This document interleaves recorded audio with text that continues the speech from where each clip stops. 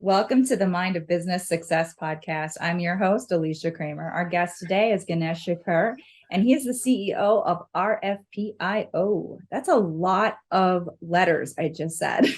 Welcome to the show, Ganesh. Thanks, Alicia, for inviting me. I'm pretty excited to be on your show. Thanks for I'm inviting me. pretty excited to get into your head a little bit and share a little bit about what you guys have created. So let's start by giving our listeners a little bit of a background on what your business is. Yeah, like you said, the company name has a mouthful of words, but for people in our space, they clearly know what it is.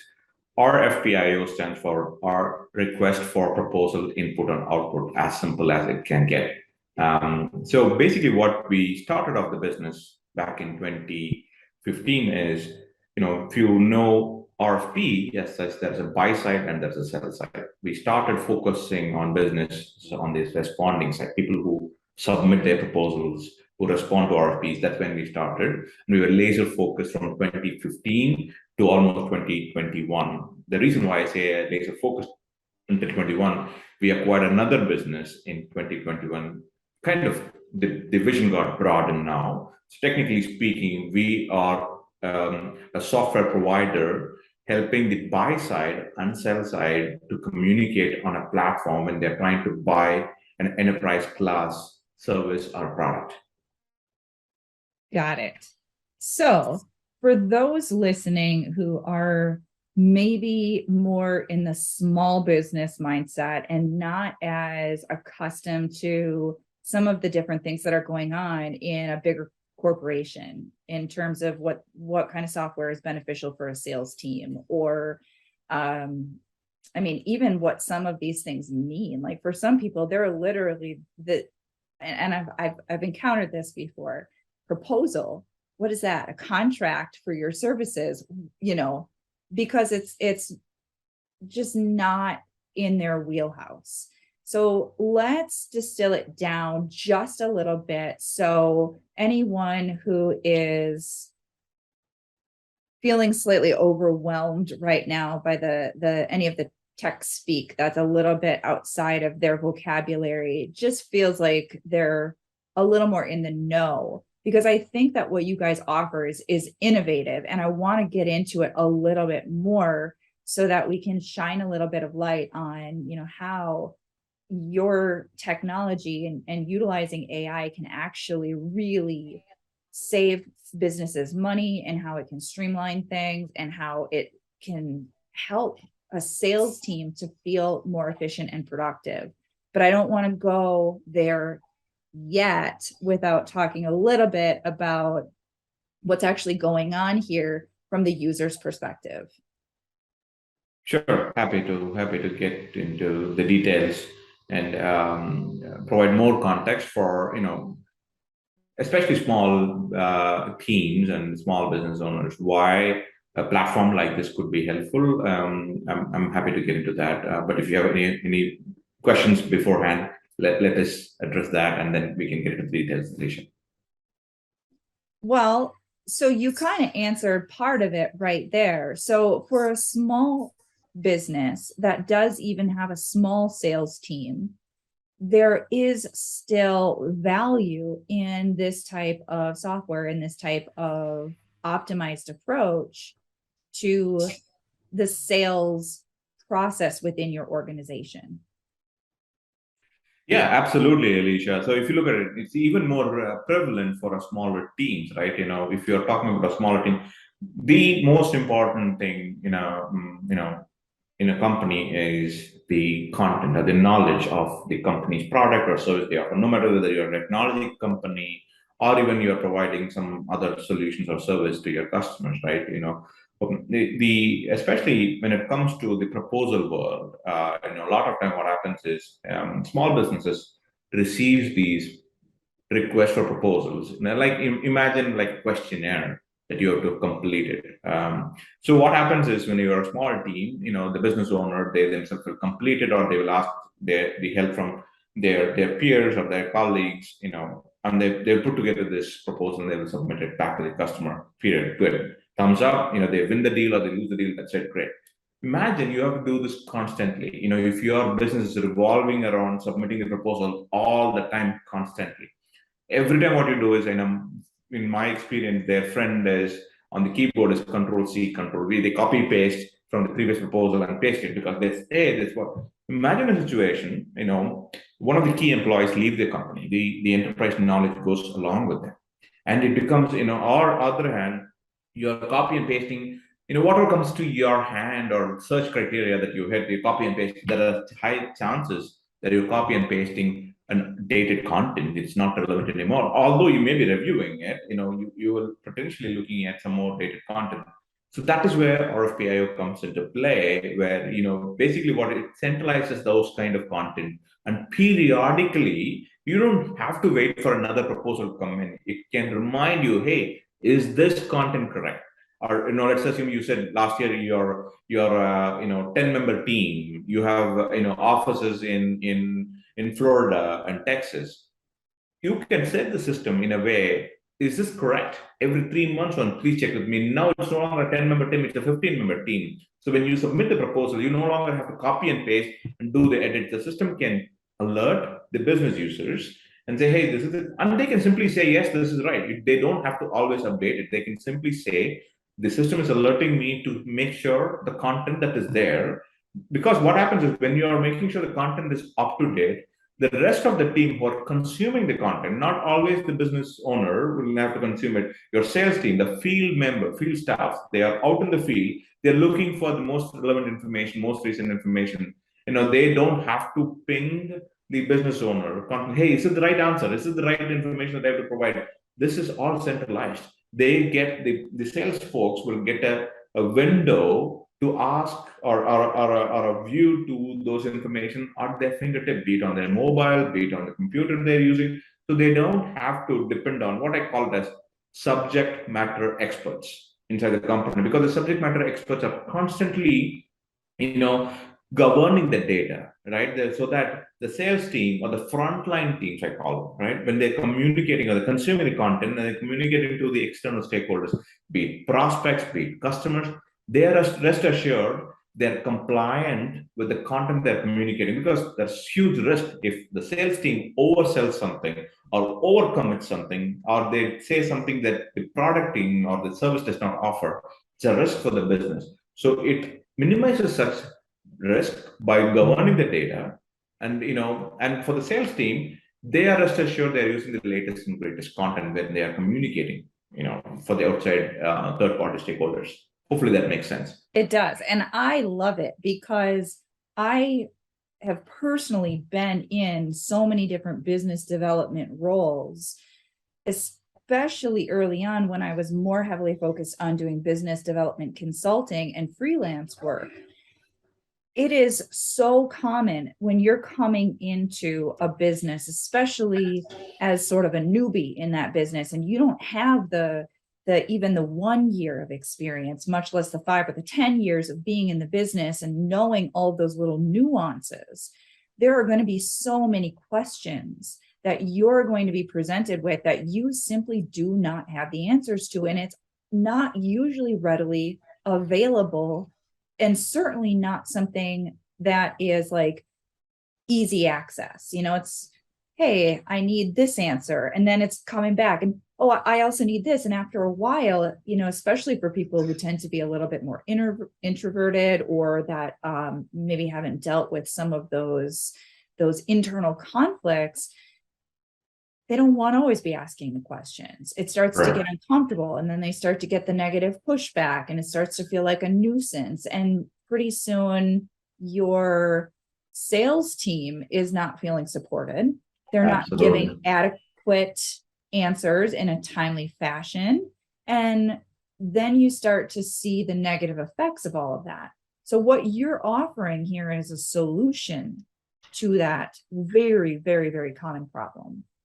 You're absolutely right, Alicia. So basically, if you look at it, right, even in the use case that you said, not necessarily even, it's probably after the sales team ramps up, they need the information.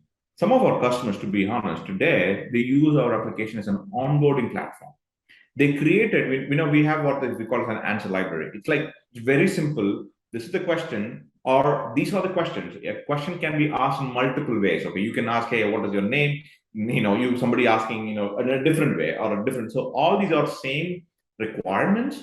You can have answer for, multiple questions can have one answer. The question can come in any flavor or format. So for these, you can document it, and you can. So what happens is, some of our customers have created what they call it as an, onboarding FAQs, right? You don't have to, constantly, like you said, ping somebody, say, hey, what is this answer for? If you are, if the subject matter expert is busy, they can put that kind of Q&A pair into a library. So when a new employee comes in, some of our customers have done this. I'm not talking making it up. Some of our customers created what they call as a newbie collection. So when they create this collection of Q&As, they give the newbie to go through this. It's all already, structured in an easy consumable format. Okay, this is the question. Okay, what is our product? What is our offering? What is our, SLA look like? What, which market we operate? How big is our company? All those things are already in our, because these are things typically our customers ask, our prospect is asking. Not only that, like you touched upon a little bit on artificial intelligence, we have taken this even further. Again, there is not even, you don't have to constantly go and do into RPIO. If you use communication platforms like Slack, Microsoft Teams, or Google Hangout, we have created bots. If you're a new employee, if you are liking to, if you want to know, I would like to understand the product overview, all you have to do is / RFPIO in a Slack channel. They can dedicate that for this, and then type in product overview. The bot can go and query the content and can give you in the Slack channel that you're referring to. So there is no, wasting of time. It is very efficient. It is already at the fingertip. It's a great way to consume the content. And basically, if you look at it, how is this coming from? How authenticated this content is? That is where our application shines, because end of the day, the content is coming from the proposal that you're submitting or the RFP that you're submitting, because no company wants to risk the content they are submitting to the outside world. It could be a liability issue down the line. It will get documented. It will be in the contract. So they will make sure they are giving the correct information.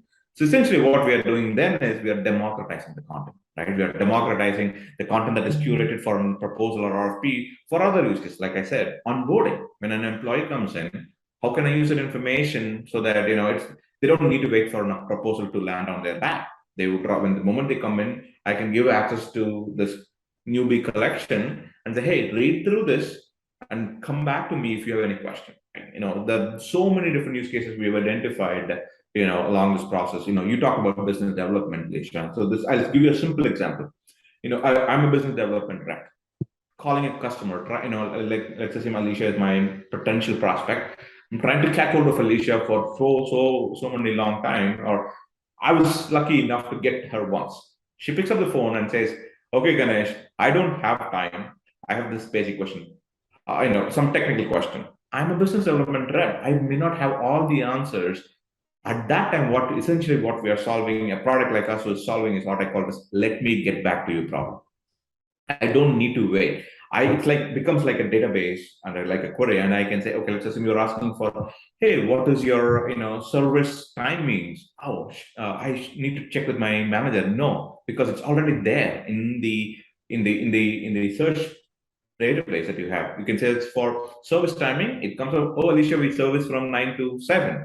It's already there because that is what I gave as a proposal when in the form of RFP last week. For a different customer, for a different salesperson gave it, and authenticated by my subject matter expert, my customer success manager has given already. I don't need to go back to them. That's the time I call it as, let me get back to your problem. It's been solved right there, because I may not be able to get hold of you next time, right? I need the information.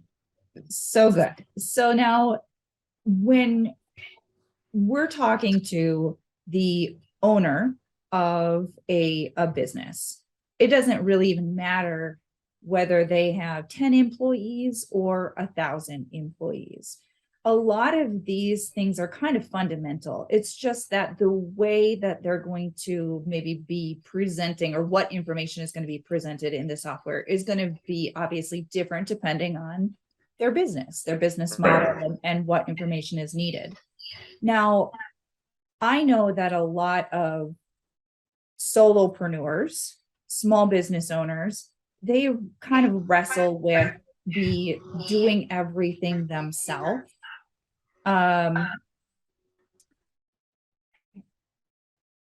For those individuals, obviously, this is probably going to be a little bit outside of their scope, but for a business owner who sees the potential, they don't have to sit down and try to put all of this information in. What you're saying here is you're already doing most of this work. It's kind of just plugging it into the system and then delegating some of this to your team as well, because they're doing a lot of this rework over and over and over again. They're answering these same questions over and over and over and over again. That's actually why I wrote my first book, because I was answering the same questions over and over and over again, the same questions, the same fears, the same misconceptions. Like, shit, I'm just going to put it all in a book and I'm just going to start handing this thing out, and not everybody's going to read it, but it's kind of the same concept, just that you're making it so much more accessible. So now your team has the ability to just get in there and say, this is the answer that I need, pop it in, and that information is going to be readily available to them. Correct. Exactly. Yep. In a situation, where you need to collaborate with more than one person, even solopreneurs, right? Again, it's not very ideal for solopreneurs. Our application is meant to solve the communication problem and silos, but I do have some scenarios where solopreneurs can use, because of our artificial intelligence. We call it as auto respond. When you get an RFP, from your potential customer, you can actually load into our application and let the system to answer for you. So actually it can, we call it as auto respond. And that time you are not sitting and filling in every answer, rather you're letting the system to fill the answer for you. And then you're just becoming a reviewer at that point of, you're not, creating answers, rather you're reviewing it. So we have function, but again, that is probably 10% of what we offer. And again, we offer, another feature called autograph, which is great feature for our, autograph is nothing but our version of electronic signature. If you want to send a proposal to your prospect and get it signed, you don't need to have another technology out there. It's already baked in. We have already built into the platform. It's already part of our platform, so you can use it. So there is that. But like I mentioned, our application is primarily built to solve the collaboration issue. And I have to work with, when I get a massive RFP, I have to work with my finance team. I have to work with my HR team. I have to work with my operations team. As simple as like that, right? If I have to work with them and I'm asking them, hey, can you, HR team, can you please fill this information? Finance team, can you fill this information? Operations team, can you fill this information? I can take care of licensing or cost element of it. Imagine you have to give them all bits and pieces of documents in a Word document to complete. Your HR team uses as simple as Times New Roman, and your finance team uses Arial, and your operations team uses Verdana, and they all use 1, 2, 3. This person is using bullets as dot bullets, and somebody's using Roman letter. And now, as a business owner, now I have 4 documents. I go, oh my God, what is happening? And now I have to make sure this document is consistent from top to bottom, right? Everything is the same font, as simple as it gets, right? Font is the same, bullets are consistent. I cannot send something like hodgepodge put together and send it to my customer, because it doesn't give a good impression about myself or the company. I have to make sure. So those mundane tasks, those are trivial tasks from a user perspective, that can be automated. That's what we do. That can also be automated these days. There are technologies out there. You don't have to do, sit and make sure, oh, I need my answers to be in 12 for area. It all can be automated. So no matter what your subject matter expert gives, you can let the system to make it consistent. That's something we can easily do it for our users as well. Such a small thing, and yet it conveys a message to the customer. When we're talking about professionalism, if you go to a used car dealer and they're just selling crap that they bought and slapping a price tag on it, you're not necessarily going to have the best experience Right. with Yep. that transaction or that vehicle, right? But if you go to a luxury dealership, they're making sure that there is consistency. They're making sure that you're having that elevated experience. They're taking those little details into consideration, and it does provide a better experience for the consumer. We Correct. oftentimes are so busy doing, that those little nuanced things feel so trivial, and yet they matter. And now if you could take that and you can automate just simple, silly little things like that, that do convey a very impactful message to the consumer's subconscious mind. And if end of the day, if you look at it, right, a lot of time what happens is the salesperson who gets this information are the most expensive resource of a company. I would rather have my salesperson in front of my customer, talking to them, trying to sell, not documenting it, not making sure the font is 12 size in bold. They don't need to do that if that can be automated.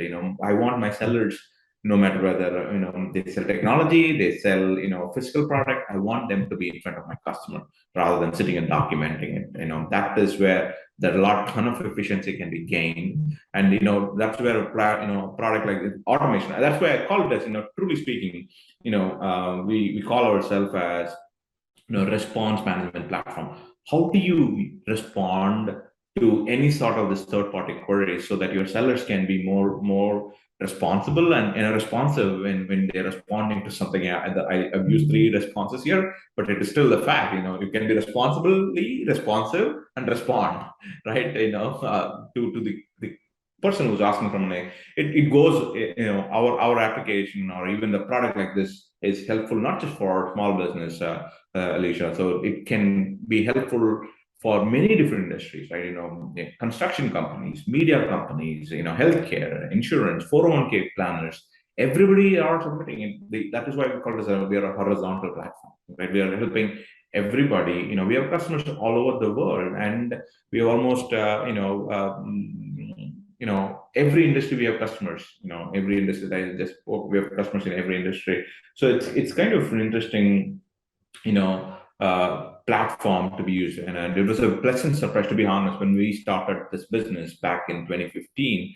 We thought we will be like what I call it as a point solution. It will be, like, they will use when they need, like that. But what I realized is after a period of time, it became like a mission critical platform, because enterprise knowledge is so important these days. Even small businesses, right? Their aspiration is to grow bigger.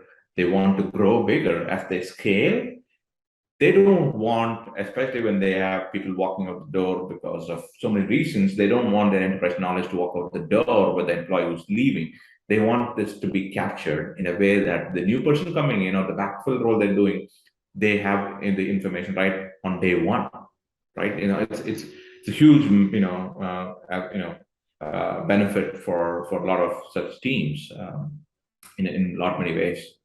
And it sounds a bit more efficient than some of the more conventional ways of creating your SOPs, your standing operating procedures, where everybody is just sort of like, typing it into a Word document. Now you got printouts and binders and all kinds of, outdated stuff. And this is so much more efficient and accessible.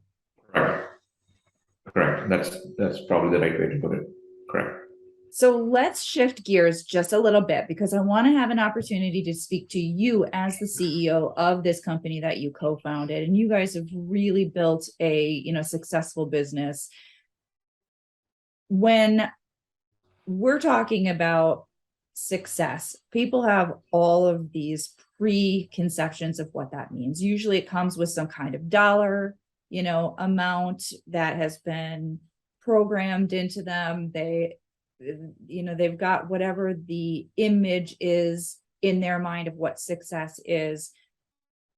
But one of the things that's rarely ever talked about is just that we're human, and we've all been programmed with a lot of disempowering stuff, and we're all dealing with our emotional challenges, and we get locked into limiting beliefs and all the stuff. And I remember early on as an aspiring entrepreneur since I was 18, having this really dysfunctional idea that somehow when somebody achieved a certain level of quote success, which usually in my mind at that point just was financial, that they must have it all figured out. They've got it all together. Either they came out of the womb way more advanced than I was, or they had some kind of supportive upbringing that I didn't have, or they had some kind of something, whether it was IQ or EQ or something. They had something that made them successful, and that's why I wasn't. And that's just not true. And when I started to get into this work, and I've been working with clients now for over a decade, including some people who are way more, quote, successful than I've ever been, I quickly realized it doesn't matter how much you've accomplished financially or otherwise, being human is just, it comes with the inner journey.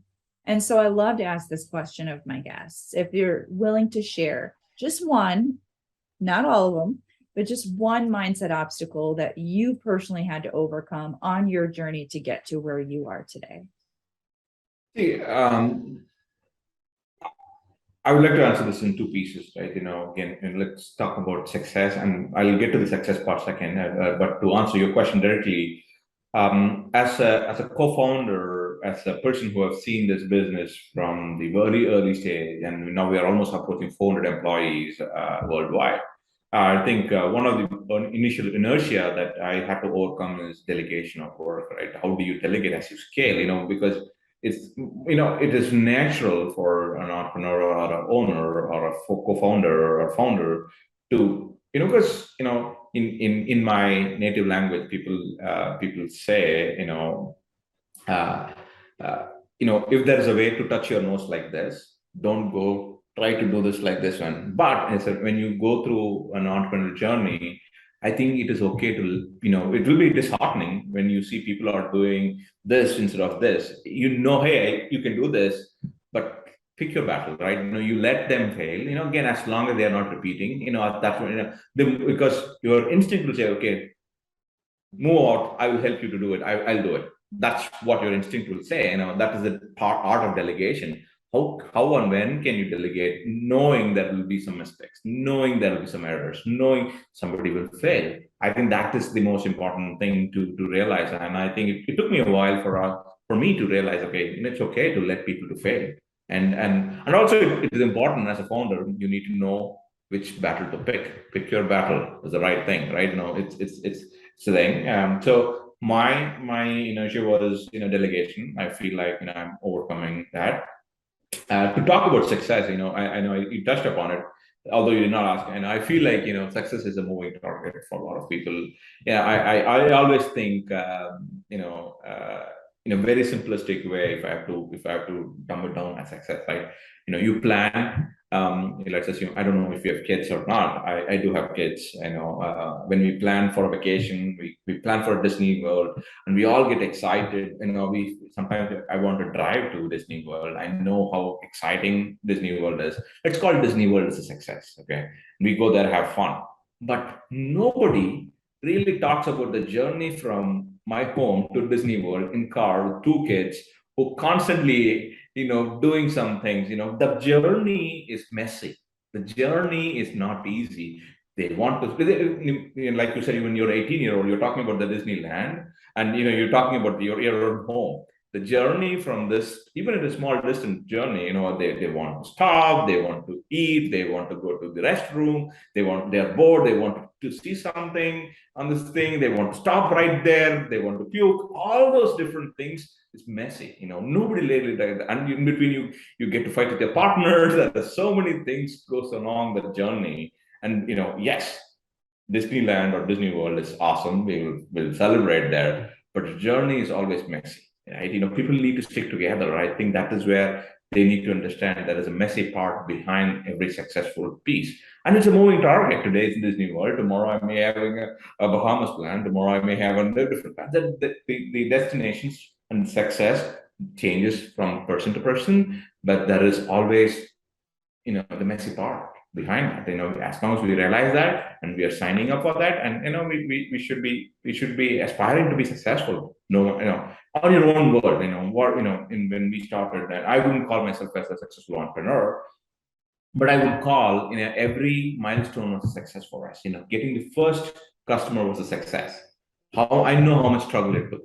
Getting the first employee who was not part of the core group to believe in the vision that we had was a success. I know how many interviews that I had to do, how much selling I have to do to convince my first employee. So there are different, again, when it became 100 customer, it became, that was amazing. Bringing funding became a success, but there was a lot of, sleepless nights went into the fact to get the investor on board. So there's so many facts goes into the success criteria, Alicia. So again, it's a definition of success varies from individual to individual, but again, we have to be ready for that messiness. Powerful, powerful message to leave everybody with. Buckle up. There's going to be a mess. Getting in that car with your kids, there's going to be a mess. Yeah. But, there's different ways that you can perceive that. You can either recognize that it's not always going to be enjoyable to deal with the mess, but you still can appreciate the journey. It doesn't have to be a huge, stressful ordeal. And I think that's an important piece that people need to remember in business as well, is that it's not always going to be easy. And there are probably going to be some struggles and some setbacks and some failures, but it's how you navigate that. If everything becomes a huge obstacle, it's going to be a freaking hard journey. Yep, that's true. So let's share with our listeners how they can learn more about what you guys offer, because I do think that there are some people listening who really could benefit from this in their business. Sure. It's very simple. You can visit our website, rfpio.com. It's right here. So it's very simple to remember. And if you go there, a lot of information we provide. And one good thing about our website is you don't need to provide any of your confidential information. We are not going to, follow on with you, but there's a lot of information. If you're getting to start a new business and want to know what an RFP is, there's enough material out there. Or if you're a scaled business, you want to know how a product like this can save time, money, so that you can win more deals or be part of more deals. There are materials for that. If you're already a scaled business, like we have a great case study with Microsoft, how we were able to save millions of dollars for them. It'd be a great case study for you to review. So there are tons of material. So it's very simple. www.rfpio.com. You can visit. Awesome. I want to thank you so much, Ganesh, for being with us. It was a great conversation. I think we introduced people to something that could be very, very beneficial for their business. And I just appreciate that you were able to share with us a little bit about your own personal journey and remind everybody that business and life can be messy. It's just part of the journey. Appreciate it, Alicia. Thanks for the opportunity. I'm really honored to be on your show. I've seen other shows of yours, so I'm very fortunate to be on it. So thanks for the invite. Hopefully our listeners can take some tidbits that could be helpful for their journey as an entrepreneur, as a team lead, as a team member. And so, if anything goes in that front, I feel very honored to help them in any way possible. That is a beautiful way to end this segment. And I want to, of course, thank our listeners as well. If you haven't already subscribed, make sure you do so. And until next time, we will see you in the next episode.